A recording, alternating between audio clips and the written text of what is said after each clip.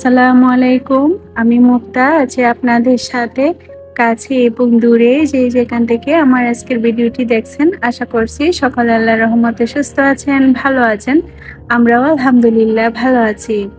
এটা যেটা দেখতে পাচ্ছেন এটা আমাদের বিয়ের দাওয়াত কার্ড ছিল। সোয়ার বাবা আমাদের বিয়ের সময় সম্পূর্ণ ইউনিকভাবে কাপড়ের মধ্যে প্রিন্ট করে এই দাওয়াত কার্ডটা ছাপিয়েছিলেন।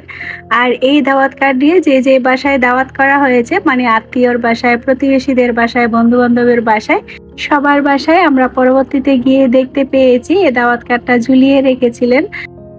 আজ থেকে 12 বছর আগে এই দাওয়াত কার্ডটা সম্পূর্ণ ইউনিক ছিল। এখন হয়তো এর চেয়ে আরো ভালো ভালো দাওয়াত কার্ড ছাপানো হচ্ছে। আজ আলমারি পরিষ্কার করতে গিয়ে এই দাওয়াত কার্ডটা খুঁজে পেয়েছি, তো ভাবছি একটু ক্যামেরা বন্দি করে রাখি। কোনো একদিন যদি এই দাওয়াত কার্ডটা হারিয়ে যায় বা নাও থাকে, তো আমার ভিডিওর মধ্যে কিন্তু এটা স্মৃতি হয়ে থেকে যাবে। আমার আব্বুর দেওয়া স্টিলের আলমারিটা একটু পরিপাটি করে গুছিয়ে নিচ্ছি। আমার সবগুলো শাড়ি কিন্তু বাড়িতেই থাকে, ঢাকায় তেমন একটা শাড়ি রাখি না। বাড়িতে আসলে সব শাড়ি পরে বিভিন্ন প্রোগ্রামে যাওয়া হয়, ঢাকা থেকে তেমন একটা শাড়ি পরে কোথাও যাওয়া হয় না। দু একটা রাখি, শুধুমাত্র মাঝে মধ্যে একটু বাসার মধ্যে পরা হয়, যেগুলো সুতি কাপড়ের মধ্যে। আর ভারী ভারী সব শাড়িগুলো কিন্তু বাড়িতেই রেখে যাই।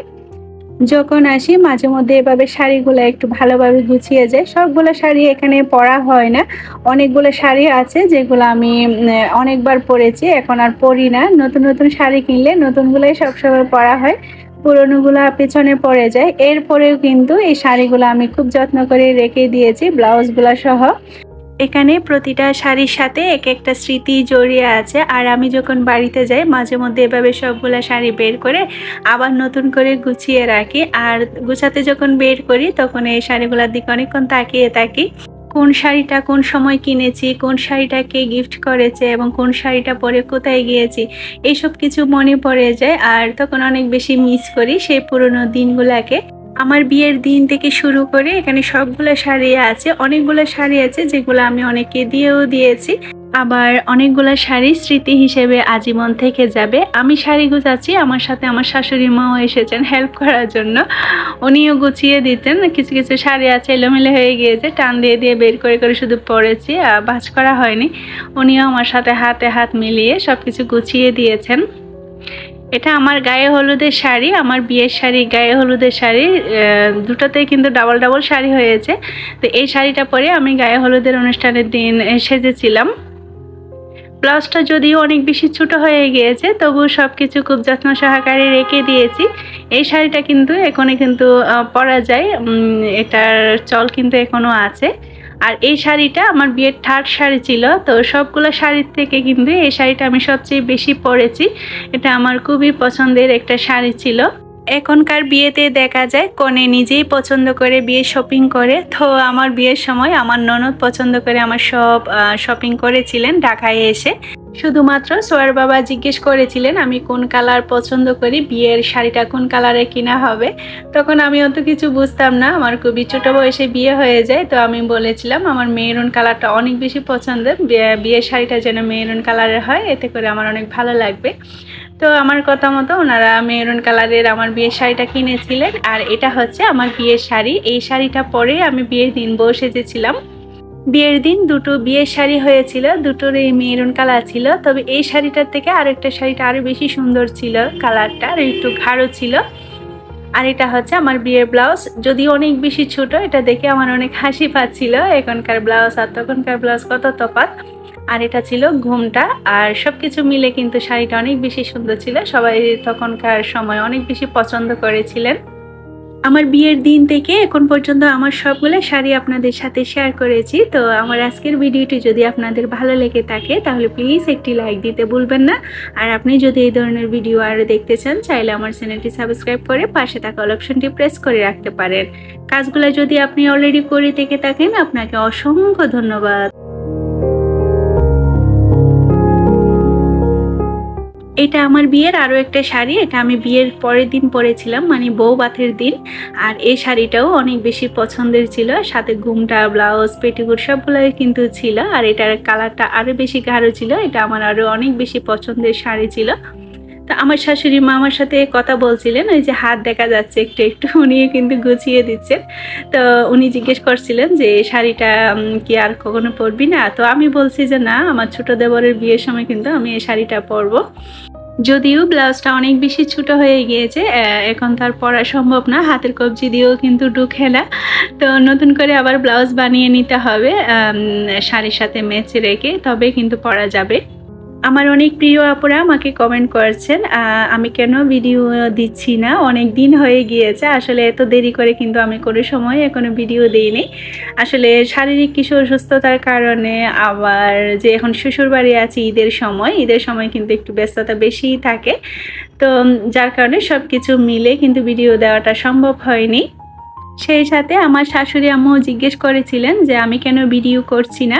আমি তো গত ডিসেম্বরে যখন বাড়িতে ছিলাম তখন 2 থেকে 3 দিন পর পর আমি ভিডিও আপলোড করতাম। তো উনি তো তখন দেখেছিলেন, আর উনি আমার ভিডিও সব সময় দেখেন। সেই সাথে আমার শ্বশুরবাড়ির অনেকে আমার ভিডিও দেখেন, তো সবাই আমার ভিডিওর অপেক্ষায় থাকেন। আমাকে যখন সামনাসামনি বিষয়টা বলে তখন একটু লজ্জাও লেগেছিল, আবার অনেক বেশি ভালো লাগাও কাজ করেছিল।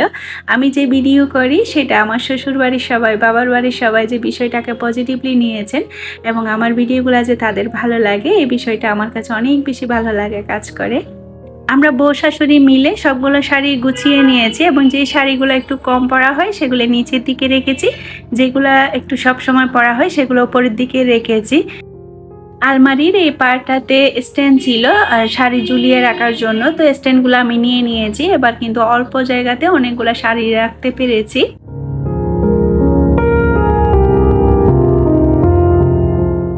এবার চলে এসেছি কিচেনে ছোটো মাছ রান্না করার জন্য। এই মাছগুলো আমার শাশুড়ি আম্মু কেটে বেছে ধুয়ে পরিষ্কার করে দিয়েছেন। আর এই মাছগুলা পুকুরে তাজা ছোটো মাছ ছিল, চাষে ছিল না। চাষের ছোটো মাছগুলো খেতে কিন্তু তেমন একটা ভালো লাগে না। পুকুরের যে খাবার দেওয়া ছাড়া যে মাছগুলো বড় হয় সেই মাছগুলো খেতে কিন্তু বেশ ভালো লাগে। আর এই মাছগুলো সবসময় আমরা বাড়িতে আসলে খেতে পারি, ঢাকায় থাকা অবস্থায় কিন্তু এই মাছগুলো তেমন একটা খাওয়া যায় না। যে কোনো ছোটো মাছ আমি সবসময় হাতে মেখেই রান্না করি, এটা কিন্তু অনেক বেশি টেস্টি হয়। আর এখানে পেঁয়াজ কুচি নিয়ে নিয়েছি, টমেটো, লবণ, হলুদ, মরিচ, আর রসুন বাটাটা ব্যবহার করিনি, আদা বাটাও দিইনি। আর সব ধরনের মশলা দিয়েছি, ধনিয়া জিরার গুঁড়োও দিয়েছি অল্প অল্প করে। তো সয়াবিন তেল দিয়ে আগে মশলাগুলো একটু ভালোভাবে মেখে নিচ্ছি। আলাদাভাবে মশলাগুলো মাখা হয়ে গেলে এরপর মাছের সাথে আবারও একটু মেখে নিব, এতে করে মাছগুলা ভালোভাবে মশলাগুলোর সাথে মেখে যাবে।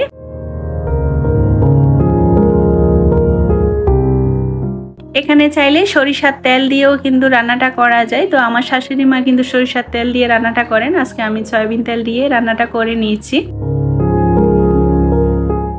মাছের সাথে মশলাটা আরও কিছুক্ষণ ভালোভাবে এভাবে আলতো হাতে মেখে নিব। তো পেঁয়াজের পরিমাণটা কিন্তু একটু বেশি দিয়েছিলাম, যে কোনো ছোটো মাছ রান্নাতে পেঁয়াজের পরিমাণটা একটু বেশি দিলে ভালো লাগে।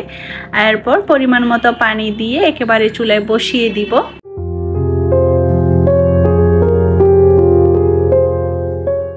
এক চুলায় ছোটো মাছ রান্নাটা বসিয়ে দিয়েছি, এরপর অপর চুলায় আরও একটা রান্না করে নিব। কাঁচা মিষ্টি কুমড়া রান্না করে নিব চিংড়ি মাছ দিয়ে। চিংড়ি মাছগুলো সমুদ্রের ছিল। এখানে সব ধরনের মশলা দিয়েছি, পেঁয়াজ, রসুন, লবণ, হলুদ, মরিচ, সাধারণ সব মশলাগুলো দিয়ে অল্প অল্প মশলা দিয়েছি। কাঁচা মিষ্টি কুমড়াতে তেমন একটা মশলা ভালো লাগবে না, আর কাঁচা মরিচ দিব, যার কারণে লাল মরিচের পরিমাণটা একটু কম দিয়েছি। এবার কাঁচা মিষ্টি কুমড়াগুলা দিয়ে আরও কিছুক্ষণ কষিয়ে নিব ঢাকা দিয়ে। এরপর কিছু টমেটো আর কাঁচামরিচ ফাড়িগুলোও এই পর্যায়ে দিয়ে দিচ্ছি। এগুলো সহকারে আরও কিছুক্ষণ কষিয়ে নিব।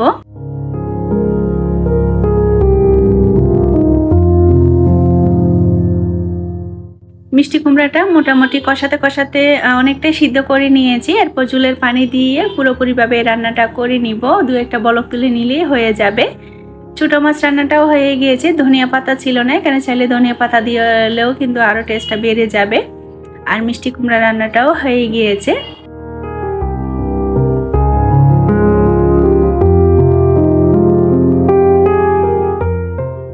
সোয়ার বাবা আমাদের গ্রামের বাড়িতে একটা বিল্ডিং করছেন 3 ফ্ল্যাটে। তো আমার যারা গত ভিডিওগুলো দেখেছিলেন, মানে গত ডিসেম্বরের ভিডিওগুলা, তারা তো জানেন আমি তখন শেয়ার করেছিলাম কাজ কতটুকু চলছে। তো অনেক আপুরা আমাকে বলেছিলেন যেন পরবর্তীতে আমি আবারও দেখিয়ে দিই বিল্ডিংয়ের কাজ কতটুকু হয়েছে।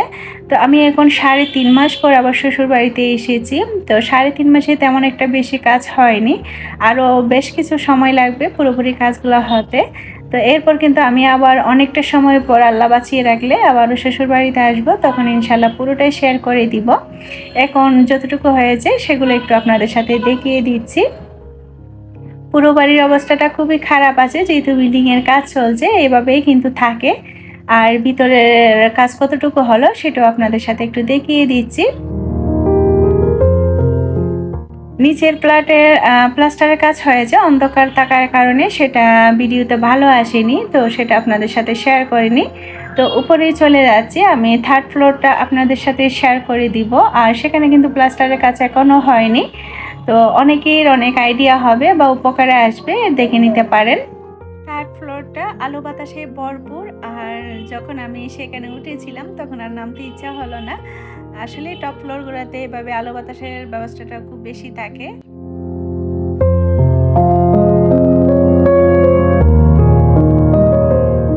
সেকেন্ড ফ্লোর থেকে 3rd ফ্লোরে উঠতে সিঁড়ির সাথে মেইন দরজার পাশে একটা বিশাল জানলা আছে। এটা হচ্ছে ফ্ল্যাটের একটু বাইরের সাইডে। জানালার দুপাশে কিন্তু গাছে ভরপুর, আর এই ভিউটা দেখতে কিন্তু বেশ ভালো লাগে, আর প্রচুর পরিমাণে বাতাস।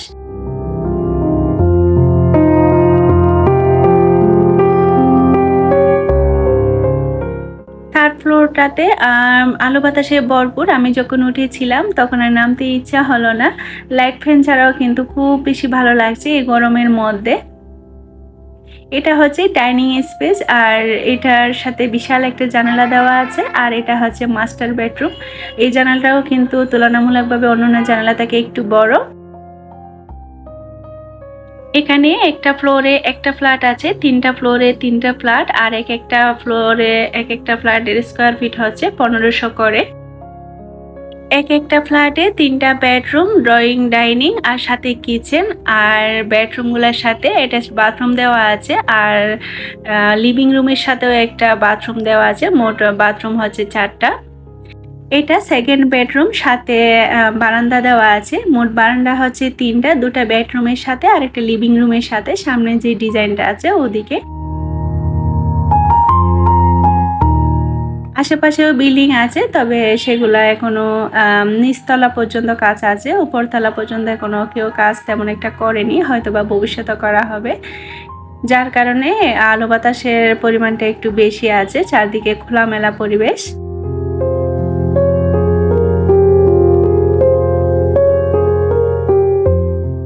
এখনো পুরোপুরিভাবে তেমন একটা বোঝা যাচ্ছে না, সম্পূর্ণ কাজ হয়ে গেলে তখন কিন্তু আপনারা খুব সহজেই বুঝে যেতে পারবেন। আর এটা হচ্ছে ড্রয়িং রুমটা, এটাও কিন্তু বেশ বড়, সাথে ব্যালকনি আর একটা বাথরুম দেওয়া আছে।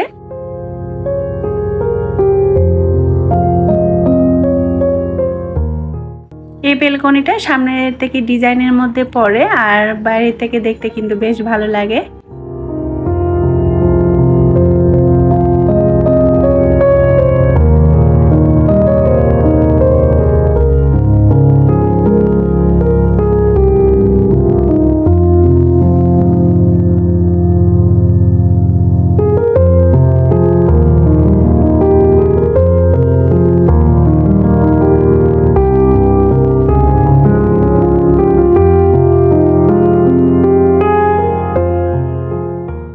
এখান থেকে কিচেন রুম শুরু, আর কিচেন রুমটা টি শেপে করা হয়েছে। আর টি শেপের শুরুতেই ঢুকতে ওয়ালের সাথে ক্যাবিনেটের মতো করা হয়েছে, নিচে ইট দিয়ে করা হয়েছে, আর পরবর্তীতে কাঠ বা থাই গ্লাস দিয়ে দরজাগুলো লাগানো হবে। বিশাল একটা জানালা রাখা হয়েছে, আর বাইরের ভিউটা কিন্তু বেশ সুন্দর দেখতে। আমার তো এই বিষয়টা অনেক বেশি ভালো লাগছে। সোয়ার বাবাকে বলছি জানালাগুলো যেন একটু খোলা খোলাভাবে রাখে, থাই গ্লাস দিলে তো একটা সাইড বন্ধ থাকে, আমি যেন 2টা সাইড রান্না করার সময় খুলে দিতে পারি, এভাবে যেন করা হয়। এবার চলে এসেছি ছাদে, চলুন ছাদের বিষয়টাও আপনাদের সাথে একটু শেয়ার করি। একটা সময় ছিল আশেপাশে তেমন কোনো পাকা বাড়ি ছিল না, এমনকি আমার শ্বশুর বাড়ি ছিল কিন্তু উপরে টিন দেওয়া সেমি পাকা। মাটির ঘর, বেড়ার ঘর, টিনের ঘর ভরপুর ছিল, পাকা ঘর ছিল মাত্র দু একটা হাতে গোনা। এখন কিন্তু টিনের ঘর বা বেড়ার ঘর বা মাটির ঘর এগুলো কিন্তু তেমন একটা দেখা যায় না, নেই বললেও চলে। সব দিকে কিন্তু এখন পাকা বাড়ি আর পাকা বাড়ি, পুরো শহরের মতো হয়ে গিয়েছে। আশেপাশে কিছু টিন আছে, সেগুলো ভবিষ্যতে পাকা বাড়ি হয়ে যাবে। আমার শ্বশুর বাড়ির ঘরটাও কিন্তু সেমি পাকা ছিল, উপরে টিন দেওয়া ছিল। এখন তাদের ঘরও কিন্তু তিনতলা হয়ে যাচ্ছে। এভাবেই কিন্তু আসলে হয়ে যাবে একটা সময়। কোনো মাটির ঘর, বেড়ার ঘর বা টিনের ঘর এগুলো কিন্তু একটা সময় আর দেখা যাবে না। গ্রামের মধ্যে কোনো গ্রামের চিহ্নই কিন্তু একটা সময় থাকবে না। তো ছোয়ার বাবাকে আমি বলছিলাম যে আশেপাশে অনেকগুলো গাছ লাগাবে, গ্রামের বাড়িটা যেন গ্রামের বাড়ির মতো হয় দেখতে, আর উঠানটা যেন একদম কাঁচা থাকে, পাকা করে না ফেলে বাড়িতে আসলে যেন আমরা খালি পায়ে মাটির মধ্যে হাঁটতে পারি। আসলে এই বিষয়গুলো কিন্তু দিন দিন হারিয়ে যাচ্ছে। এটা ছাদের একটা ডিজাইন, উপরে এই ডিজাইনটা করা হয়েছে। এটা যেন কি একটা নাম বলেছিলেন, আমি ভুলে গিয়েছি। এটা দেখে হয়তো বুঝতে পেরেছেন অনেকে এটার নাম কি বলে। এটা জাস্ট একটা সৌন্দর্যের জন্য, বাইরে থেকে যেন বিল্ডিংটা দেখতে ভালো লাগে সেই জন্য করা হয়েছে। এখানে বসার সিট করা হয়েছে একটা, এখানে বসে বাতাস খাওয়া হবে আর কি। আর পাশে একটু ওয়াল তুলে দেওয়া হবে, আর কাজ করলে কিন্তু এটা আরো দেখতে বেশ ভালো লাগবে। আর এখানে নাকি ওরা বারবিকিউ করবে বাড়িতে আসলে। যাই হোক, অনেক প্ল্যানিং করা হচ্ছে, সবকিছু আল্লাহ হায়াতে বাঁচিয়ে রাখলে হবে ইনশাল্লাহ। এই টবগুলা করা হয়েছে গাছ রোপণ করার জন্য। এগুলো ঢাকা শহরের মধ্যে অনেকের বাসায় দেখতে পাওয়া যায়, এভাবে যারা ছাদ বাগান করে তাদের বাসায়। তো নিচে একটু গ্যাপ রাখা হয়েছে যেন ছাদ নষ্ট হয়ে না যায়, আর উপরে এভাবে গ্যাপগুলোর মধ্যে মাটি দিয়ে গাছ রোপণ করা হবে, বিভিন্ন সবজি চাষ করা হবে। ছাদের কাজগুলো পুরোপুরিভাবে হয়ে গেলে দেখতে আর অনেক বেশি ভালো লাগবে। জানি না আপনাদের কাছে কতটুকু ভালো লেগেছে, তো চাইলে আমাকে কমেন্ট করে জানাতে পারেন। সবার সুস্বাস্থ্য কামনা করে আর আমার পরবর্তী ভিডিও দেখার আমন্ত্রণ জানিয়ে আজ এখানেই বিদায় নিচ্ছি। আল্লাহ হাফেজ, আসসালামু আলাইকুম।